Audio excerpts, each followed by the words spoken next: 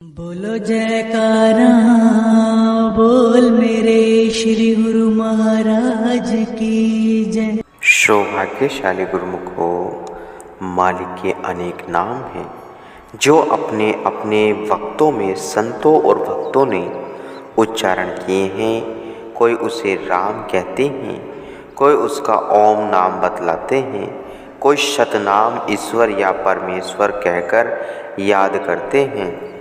तात्पर्य यही है कि ऐसे अनंत नाम जो उसके भक्तों ने रचे हैं, हम उन सब नामों पर बलिहार हैं, क्योंकि ये सब उस मालिक के नाम हैं।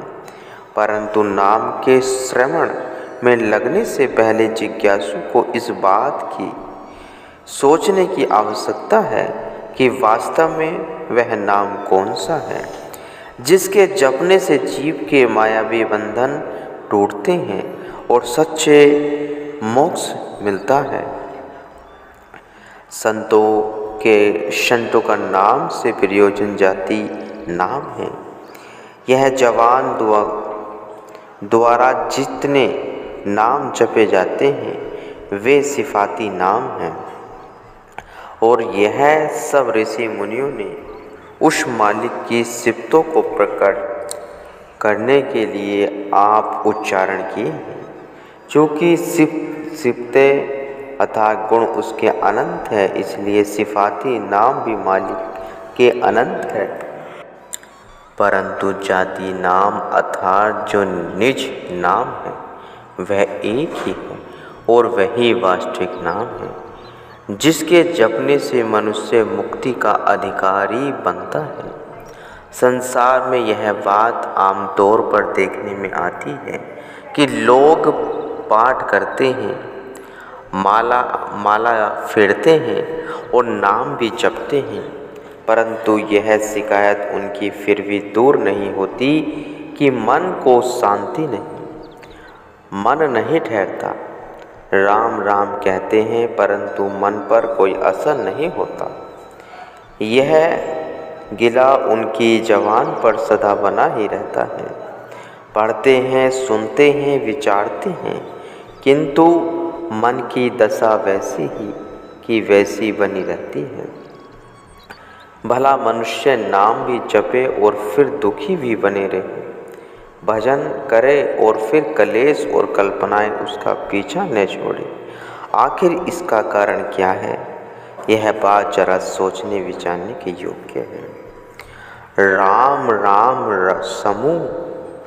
सबू को कहे कहे रामू न होए, गुर प्रसादी रामू मनी, वैसे ते फलु पावे कोय।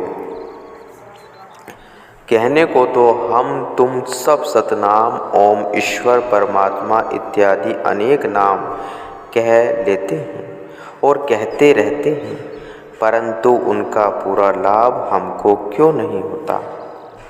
इसका एक कारण तो यही है कि यह सब नाम मनमति से लिए जाते हैं, गुरुमति से नहीं लिए जाते, और मनमति से जपा हुआ नाम फलदायक नहीं हुआ करता, और गुरुमति द्वारा जो नाम जपा जाता है वह लाभदायक होता है। कारण यही है कि मन की मति माया के घेरे के अंदर है। मन जो कुछ भी सोचेगा माया के अंदर सोचेगा। इसकी दौड़ चाहे कितनी ही दूर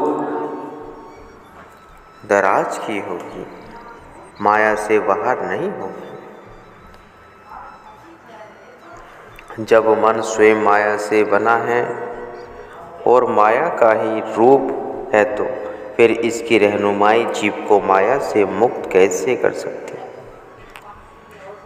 मान लिया कि संसार में लोग नाम, दान, स्नान, तीर्थ, व्रत, नियम, धर्म और पाठ पूजा आदि शुभ कर्म करते हैं, परंतु सवाल यह है कि इन सब में उनकी रहनुमाई कौन करता है?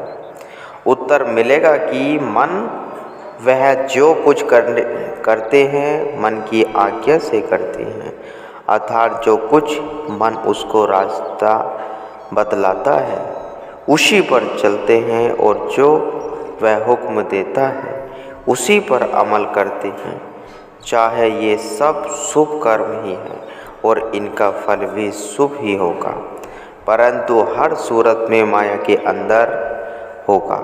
माया से जीव छूट नहीं सकेगा, क्योंकि जब मन स्वयं माया के अंदर है तो उसकी रहनुमाई जीव को माया से बाहर कैसे कर सकती है। मन मुरीद संसार है, गुरु मुरीद कोई साध, जो माने गुरु वचन को ताके मता अगाध। अज्ञान नाम अंधकार है, अज्ञानी जीव चाहे कितने ही हाथ पांव मारते रहे उसका परिणाम कुछ भी नहीं है, क्योंकि अंधेरे में किसी किया हुआ कार्य कभी भी ठीक नहीं हो सकता। जब अज्ञानी जीव अंधेरे में है तो फिर ऐसी हालत में वह अपनी भलाई की सोच क्या सकते हैं। शुभ कर्म करने अच्छे हैं, बिल्कुल कुछ नहीं करने से तो किसी न किसी नाम का जाप करना भला है, परंतु जो गुरुमति द्वारा नाम जपा जाएगा उसका फल कुछ और होगा और मनमति से नाम जपने का फल कुछ और होगा। इन दोनों में अंतर बहुत है। गुरुमति नाम भगवान से मिलेगा और मनमति नाम माया से गिराएगा। मान लो अगर स्वर्ग का सुख भी प्राप्त हो जाए तो भी कुछ नहीं है, क्योंकि स्वर्ग भी माया है। इसी कारण से संतों का यह उपदेश होता है कि जीव को मनमति का त्याग कर गुरुमति धारण करनी चाहिए, जिससे वह माया के बंधनों से छूटकर मुक्ति को प्राप्त करें। इसलिए अपनी मनमति से भले ही हम नाम जपते हों, परंतु ज्ञान का सूर्य तब तक प्रकाशमान नहीं होगा जब तक गुरुमति द्वारा नाम का स्मरण न करें। राम राम सब कोई कहे, कहने का विचार, वही राम साधु कहे, वही कहे संसार। और दूसरा कारण नाम से लाभ न उठाने का यही है कि लोग नाम के वास्तविक रूप को नहीं जानते, उनको असली नाम का ज्ञान नहीं है। यदि असली नाम उनको मिला होता तो वह अवश्य ही सच्चे सुख और शांति को प्राप्त हुआ होते, परंतु देखने में यही होता कि वे राम राम का पाठ करते हुए भी दुखों का शिकार बने रहते हैं। इससे सिद्ध है कि वे अभी तक नाम की असलियत से दूर हैं। नाम वास्तव में कोई अक्षर नहीं है और न ही वह लिखने पढ़ने जीवा पर लाने का विषय है। यदि नाम कोई अक्षर होता तो फिर मनुष्य को संत सद्गुरु के शरण में जाने की आवश्यकता न होती। अनंत पोथियाँ पुस्तकें अक्षरों से भरी पड़ी हैं, वहीं से नाम प्राप्त कर लिया जाता। यदि नाम लिखने पढ़ने की वस्तु होती तो संसार में बड़े बड़े विद्वान और पंडित जो गुजरे हैं उनको नाम मिल गया होता। रावण चारों वेदों का वक्ता था, परंतु नाम की महिमा को उसने भी न जाना।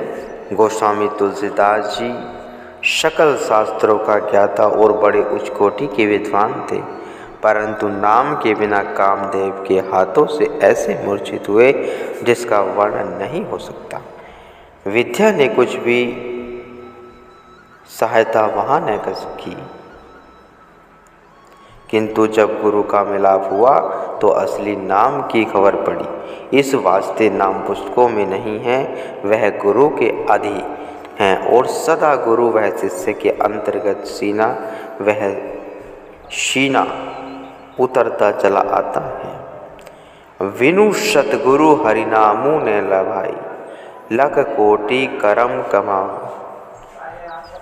ये जितने भी शास्त्र और ग्रंथ हैं इन सब का कर्ता मनुष्य है। ये मनुष्य के बनाए बने हैं और मनुष्य के बुलाए बोलते हैं। परंतु जिसके बुलाए मनुष्य बोलता है वह क्या है? वस्तु है, वही नाम है और उसी नाम की महिमा करते करते ग्रंथ और शास्त्र हार गए हैं, परंतु पार उसका फिर भी नहीं पा सका। जाति नाम किसी का बनाया हुआ नहीं है, वह कुदरती वस्तु है, बल्कि कुदरत की जान है और कुल रचना का करता धरता है। अनंत खंड ब्रह्मांड, आकाश पाताल, पुरियाँ और भवन अथवा तमाम लोकों की रचना का आधार है। ये सब जीव जंतु, पशु पक्षी, मनुष्य और देवता आदि उसी के अक्षय चलते फिरते दिखाई देते हैं, क्योंकि यह नाम शब्द जानवरों की जान और सब प्राणों का प्राण है। जब नाम खंडों ब्रह्मांडों उनमें वसने वाले संपूर्ण जीव जंतुओं को भी शक्ति बख्शने वाला है और सब प्राणी उसी के आधार पर चलते फिरते हैं, खाते पीते हैं, बोलते चालते हैं और सब कार्य करते दिखाई देते हैं, तो फिर वह कलम, दवात, कागज और अक्षरों या जीवा के अधीन क्यों कर हो सकता है? जाति और सिफाती नाम में बड़ा अंतर है।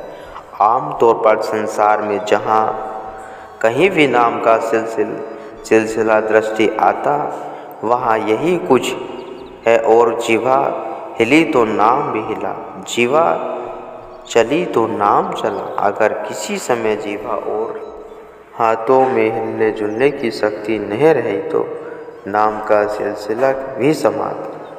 अब आप सोच सकते हो कि यह नाम अंत समय जब जीवा आदि सब इंद्रियां शिथिल हो जाती हैं, कहाँ तक सहायता कर सकता है? सद्गुरु ऐसा कीजिए, पड़े निशाने चोट, सिमरन ऐसा कीजिए, जीवा हिले न होठ। जीवा द्वारा जो कुछ बोला जाता है या बोला गया है, इसमें सब ग्रंथों और शास्त्रों का सिलसिला आ गया है। यह सब उसी नाम की एक कणी की उत्पत्ति है। नाम अखुट भंडार है, अथाह समुद्र जिसका कोई पार नहीं है। उस अथाह सिंधु की एक बूंद ने जब जिह्वा पर आकर उसको हरकत दी तो यह पढ़ने लिखने का सिलसिला प्रकट हो आया। ग्रंथ और शास्त्र रचे गए हैं। अब विचार करना चाहिए कि वह नाम क्या वस्तु और क्या ग्रंथों, शास्त्रों अथवा जाति नाम के बीच कितना अंतर है। कहा जाता है जिस साधु का संत ने ग्रंथों का स्वाध्याय नहीं किया वह संत कैसा।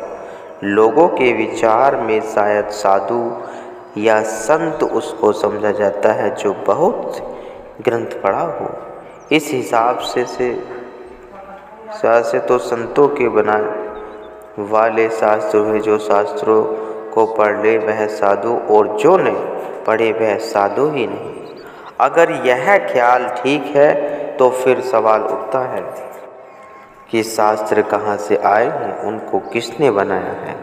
यह तो भी आखिर संतों के ही बनाए हुए हैं। जिस विद्या के बल से संतों ने यह विद्या रची है वह क्या है? वही नाम है, और उसी नाम का आधार लेकर संत विचरते हैं।